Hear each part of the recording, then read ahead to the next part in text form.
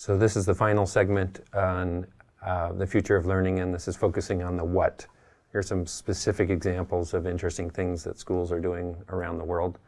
I'm going to start with the work of Bill Daggett, Rigor, Relevance, and Relationships. And he has this quadrant D format. So A, B, C, D, but not letter grades, but instead of kind of descriptions of different kinds of learning that's taking place. And what he's saying is that too much of our traditional learning is focused on simply acquiring information and spitting it back out. And what we need to do is to move from A to D, which is where we have young people creating evidence of what they know on projects with unknown outcomes, so that neither the learner or the educator knows what the answer is. But it only comes through deep exploration. So it's a great framework. There's many, many pages written about that, and many schools around the world that have adopted that, and a great set of resources to draw upon. Project-based learning, many of you have heard about. Lots of really great opportunities to do that. That is a great example of quadrant D thinking. Some of my favorites are where students are making food, and they're involved in growing and making the food, and even doing variations on kind of Chop Junior kind of competitions that involve screenwriting and filming and audience participation, et cetera, evaluation of the quality of what they're producing, et cetera. And another aspect of these projects is that they give us opportunities to push ourselves to the point of failing, and then trying to unpack, well, why did this option fail, and how would we do it differently, and to recover and persist. And that's building a wonderful growth mindset over time through that anticipation that we don't really know what the answer is until we failed. Another piece is around the way we're using technology. And more than 100 years ago, the vision of technology was that we would simply dump books into a big bin and distribute the information electronically to everyone's brains. Thankfully, we're not doing that. And of course, I always show this image of, sure enough, we are. We're plugging kids in and plugging them up to computers, and we really haven't gotten beyond that view of more than 100 years ago.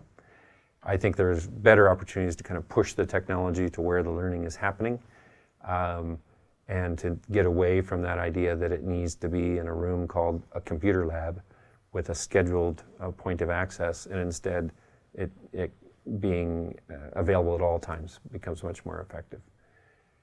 The other ways that people are doing wonderful things is through the Bronx Green Machine, where students are out collaborating with their community, with business partners, and addressing needs that they've identified in their own community. In the case of the program in the Bronx, it's all about food security.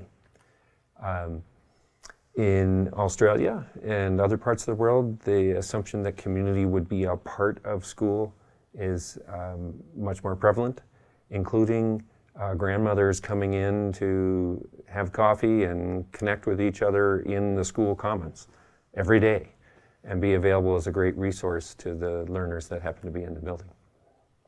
There's another wonderful school in Burlington, Vermont. They actually did 2 different schools in the most impoverished neighborhoods, one focused on integrating arts into all aspects of learning, and the other one sustainable living. And there's a wide collection of partners that they have to enhance that experience beyond the school campus. But I think the key pieces of that are not only those partnerships, but the idea that the students in these less affluent neighborhoods have a great program where they live, and more affluent kids who can find their way to that school, and their parents can find their way after hours, becomes a part of the vitality of that program. A really interesting school outside of Columbus, Ohio, where the street level of this high school is all commercial enterprises. So there's a fitness center, there are engineering offices, there's a credit union, et cetera. And on the on the second and third floor of the building is where all the kind of core classrooms are.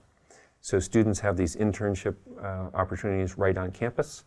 No delay in getting them across town to go do that work. They can work in the fitness center and the engineer's office, et cetera. And they can take their physical education classes in the fitness center, or take their business finance classes by working in the credit union, et cetera. So a really wonderful kind of partnership and a different way of thinking about integrating the community with the school experience instead of isolating them from there. So the final pause here is to again push a question back for your own conversation, which is what changes to our use of time might be needed to support the kind of deeper learning that you've just heard about from different parts of the world.